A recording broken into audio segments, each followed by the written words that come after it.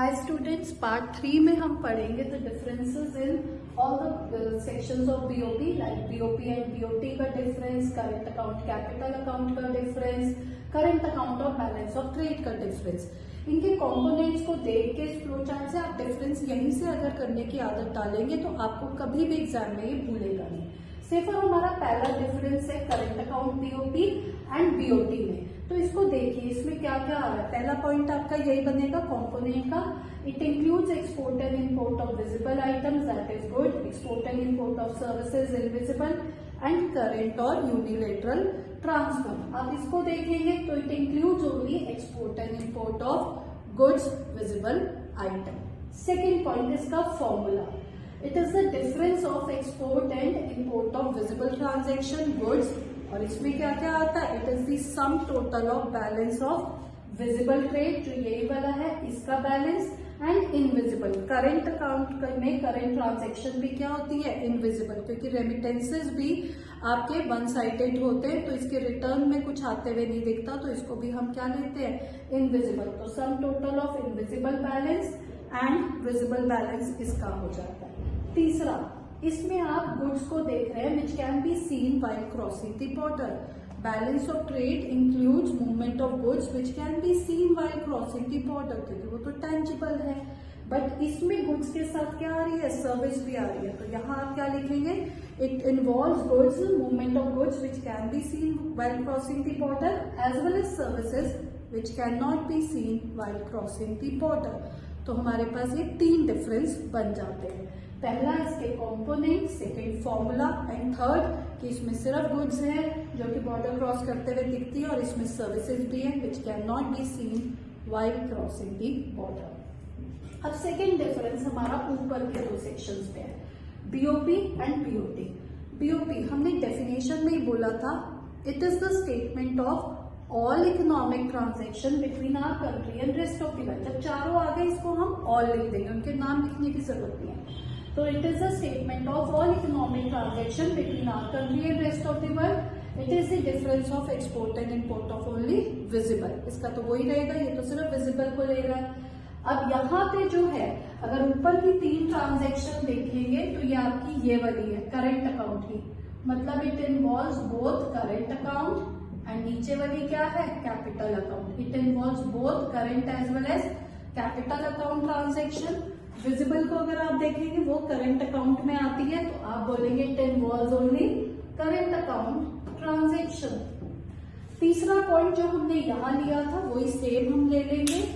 इसमें आप सिर्फ गुड्स को देख रहे हैं विच can be seen while crossing the border. It involves movement of goods which can be seen while crossing the border.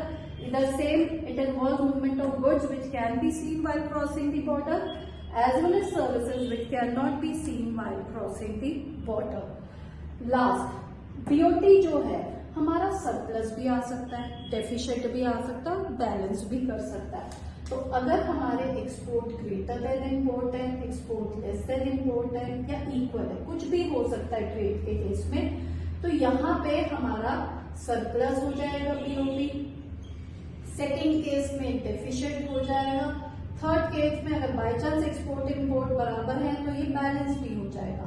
तो इट मे और मे नॉट, पर बीओपी में कैपिटल ट्रांसफर्स आ रहे हैं। आपने ऑटोनोमस अकोमोडेटिंग में पढ़ा था, कैपिटल में क्या क्या आता है, investment, borrowing and official reserve are also taken as a part of capital account. तो ये तो हमेशा क्या करेगा, बैलेंस, क्योंकि अगर वो सरप्लस है +20 ऑफिशियल रिजर्व में आ जाएगा, या कोई कैपिटल की और मूवमेंट होगी।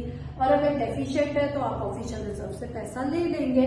तो तीनों ही उसमें केसेस में आपका जो है बीओपी क्या हो जाएगा, बैलेंस। तो balance of payment always balances, क्यों, क्योंकि there is movement of official reserve. Official reserve से उसको बैलेंस कर दिया जाएगा। अगर पैसे कम पड़ गए, रिजर्व में से निकाल लिए, ज्यादा है रिजर्व में रख दिया, और आप क्या हो गए, बैलेंस में। बट यहाँ जो भी है वैसा ही रहेगा। अगर सरप्लस है सरप्लस, डेफिशिएंट है डेफिशिएंट, और बैलेंस है तो बैलेंस। क्लियर। अब तीसरा डिफरेंस हमारा नीचे के दो अकाउंट्स के बीच में आता है, current account and capital account का डिफरेंस। पहला पॉइंट, इसकी डेफिनेशन, इसका इंट्रोडक्शन कॉन्सेप्ट जो था उसको रिकॉल करिए। करंट अकाउंट ट्रांजैक्शन वो होते हैं जिससे asset liability status of a country in relation to rest of the world पे कोई इम्पैक्ट नहीं आता। मैंने बाहर से गुड्स एक्सपोर्ट करी, बाहर इंपोर्ट करी गुड्स या सर्विसेज, इससे कौन सा मेरा एसेट बन गया रेस्ट ऑफ द वर्ल्ड पे। पर अगर मैं बाहर जाके इन्वेस्टमेंट करती हूँ या बाहर के फॉरेनर्स यहाँ आके इन्वेस्टमेंट करते हैं तो in relation to rest of the world asset में चेंज आ रहा है। हम बाहर से बोरो करते हैं या हम उनको लेंडिंग करते हैं, दोनों केस में लायबिलिटी में चेंज आएगा। तो it do not impact asset liability status of a country in relation to rest of the world, मतलब there is no future claim and it gives impact on investment asset and liability status of a country in relation to rest of the world। पहला point आपका definition या concept का रहेगा। Second point आपके components का, इसमें visible items आती है, इनविजिबल आते हैं करंट ट्रांसफर्स। इसमें आपका कैपिटल ट्रांसफर्स में इन्वेस्टमेंट और बोरोइंग आती है। अदर कंपोनेंट्स भी है, वो भी आप लिख सकते हैं यहाँ पे, ये मेन कंपोनेंट्स होते हैं। फिर आपका आता है तीसरा पॉइंट। तीसरा पॉइंट है सिग्निफिकेंस। आपका सेपरेट क्वेश्चन भी आ जाता है, give significance of BOP. Overall BOP ना करेंट ना कैपिटल कुछ मेंशन नहीं होगा। तो जब आप करेंट और कैपिटल की कर लेंगे इन दोनों को मिला के तो बीओपी आता है, आपकी वो सिग्निफिकेंस अपने आप हो जाएगी। तो सिग्निफिकेंस भी फ्लो चार्ट से ही करनी सीखिए। गुड्स या सर्विस, इसका क्या होता है, एक्सपोर्ट और इंपोर्ट, और एक्सपोर्ट और इंपोर्ट आपका किस में आता है, एग्रीगेट डिमांड। जब आपने एडी किया था उसमें हमने फॉर्मूला पढ़ा था C+I+G+X-M। तो एडी के इंपॉर्टेंट कंपोनेंट है एक्सपोर्ट इंपोर्ट। तो बैलेंस ऑफ पेमेंट में ये ट्रांजैक्शंस दिखती है, मतलब बैलेंस ऑफ पेमेंट आपको हेल्प करता है एग्रीगेट डिमांड फाइंड करने में। Second, factor services. Factor services से आप क्या निकालते हैं, NFYA। NFYA आपका कहाँ यूज होता है, नेशनल इनकम में, NNPFC फाइंड करने में, या कोई भी नेशनल इनकम का एग्रीगेट जो नेशनल उस पे आ रहा होगा तो उसको फाइंड करने में आपको NFYA हेल्प करता है। फैक्टर सर्विसेज भी आपके बीओपी करंट अकाउंट की ट्रांजैक्शन है। इट मीन सबसे पहले तो आप इससे क्या निकाल सकते हैं, एग्रीगेट डिमांड बिना आपके बीओपी अकाउंट के नहीं निकल सकती, करंट अकाउंट के। NFYA बिना इसके नहीं निकल सकती, तो इसकी इंपॉर्टेंस है। फिर आप अगर इधर आएंगे तो यहाँ पे आपका जो है इन्वेस्टमेंट दिखेगी। इन्वेस्टमेंट, जब बाहर के देश आपके देश में आके इन्वेस्टमेंट कर रहे हैं, ये क्या दिखाता है, ये आपको दो बातें बताता है। एक, आपके देश का ग्रोथ पोटेंशियल, कि आपके देश में ऐसी काबिलियत है, ऐसी क्वालिटीज है कि बाहर के लोग आके आपके देश में इन्वेस्टमेंट कर रहे हैं। अच्छी ह्यूमन कैपिटल, अच्छा इंफ्रास्ट्रक्चर, ऐसी चीजें देख के बाहर के देश आपके देश में इन्वेस्टमेंट कर रहे हैं, क्योंकि उन्हें पता है इंडिया से हमें रिटर्न्स अच्छी मिल जाएगी। तो यह आपका ग्रोथ पोटेंशियल दिखाता है। साथ ही साथ फ्लिप साइड क्या दिखा रहा है, ये भी दिखा रहा है कि आप अपनी ग्रोथ एंड डेवलपमेंट के लिए बाकी देशों पे निर्भर कर रहे हैं। अगर आपके देश में इतने रिसोर्सेज होते आपको उनकी इन्वेस्टमेंट्स की जरूरत ही नहीं थी, पर आप उन्हें वेलकम कर रहे हैं, बाहर से इन्वेस्टमेंट ले रहे हैं, क्योंकि कहीं ना कहीं आपके यहाँ फंड्स की कमी है। तो dependence on rest of the world दिखा रहा है हमारी ग्रोथ के लिए। बोरोइंग, बोरोइंग क्या दिखाती है कि हम कितने डिपेंडेंट है, कितने बैकवर्ड है। Higher the borrowing it shows the dependence और बैकवर्डनेस ऑफ इंडियन इकोनॉमी। तो जब इन कंपोनेंट्स को देख के आप अपनी ये याद करेंगे, आपको सिग्निफिकेंस बिल्कुल क्लियर वहां एग्जामिनेशन हॉल में भी रिकॉल हो जाएगी। अगर रटोगे तो भूल जाओगे। इसमें अब एक पॉइंट हम और ऐड कर सकते हैं, क्योंकि ये आपका एडी को कम इम्पैक्ट कर रहा है, एडी से ही निकलता है, मतलब it directly contributes to GDP growth. But ये जो है, सॉरी, हाँ जी, तीसरा पॉइंट इसमें आप एक ये भी ऐड कर सकते हैं, क्योंकि इससे एडी पे डायरेक्ट इम्पैक्ट आ रहा है। मतलब एडी आपका किससे कनेक्टेड होता है, जीडीपी से, क्योंकि higher the aggregate demand higher the increase in GDP. तो एडी पे इम्पैक्ट आने की वजह से इट इम्पैक्ट जीडीपी ग्रोथ। और ये सिर्फ क्या दिखाता है, ये आपको इन्वेस्टमेंट एंड बोरोइंग या asset and liability status of a country को दिखाता है। ये जीडीपी ग्रोथ को दिखाता है, directly impact GDP growth. It only shows asset and liability status of a country. तो ये तीनों डिफरेंस में से कोई डिफरेंस आ सकता है। ऑटोनोमस अकोमोडेटिंग में ऐसे आ सकता है आपका डिफरेंस। चारों में से एक डिफरेंस आपका पूछ लिया जाता है।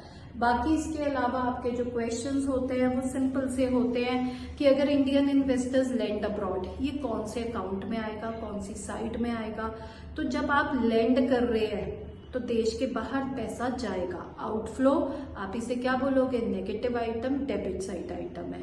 साइड मतलब डेबिट क्रेडिट बोलना है। कौन से अकाउंट में आएगा, जब आप लैंड कर रहे हो लाइबिलिटी में एसेट में चेंज आ रहा है तो ये कौन से अकाउंट में आएगा, कैपिटल अकाउंट ट्रांजेक्शन। अगर हम बोले कि हमें कोविड के टाइम पे बाहर से चैरिटी आई है, उसको कौन सी साइट और कौन से अकाउंट में लेना है, फॉर एग्जाम्पल तो आप बोलेंगे चैरिटी आपके देश में आ रही है, comes in, there is inflow of foreign exchange, it will be taken in credit side. Inflow means credit side, reason भी देना इनफ्लो। और कौन से अकाउंट में, इससे एसेट लाइबिलिटी पे तो फर्क आ नहीं रहा, ये तो चैरिटी है, हमारे पे कौन सा लाइबिलिटी चढ़ी है कि हमने वापस देना है, तो it will be taken in current account, ये हमारे करंट ट्रांसफर्स हो जाएंगे, रेमिटेंसेस है आपके। तो इस तरह के क्वेश्चन पूछे जाते हैं। अपार्ट फ्रॉम दिस कि कौन सी आइटम्स बीओपी में इंडिपेंडेंट होती है, तो ऑटोनोमस इंडिपेंडेंट आइटम है, वो अपने आप हुई। कौन सी डिपेंडेंट है, अकोमोडेटिंग, वो तो ऑटोनोमस की वजह से जो सरप्लस डेफिशिएंट आएगा उसके ऊपर उसकी वैल्यू डिपेंड करती है। तो dependent is accommodating, independent is आपका ऑटोनोमस। इसके अलावा कि किस ट्रांजैक्शन की वजह से बीओपी में डेफिशिएंट या सरप्लस आता है, तो आपने देखा था ऑटोनोमस में आपका इम्बैलेंस आ रहा था, कभी सरप्लस आ जाएगा, कभी डेफिशिएंट आ जाएगा, और उसको बैलेंस कौन कर रहा है, अकोमोडेटिंग।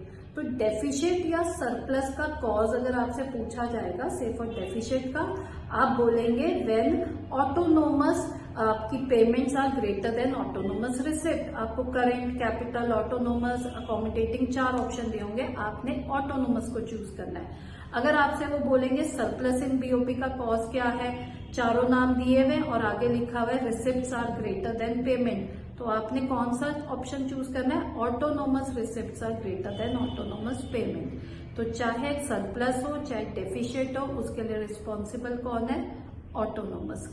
तो ये 1 मार्कर्स आपके ये वाले हो जाते हैं। Thank you so much.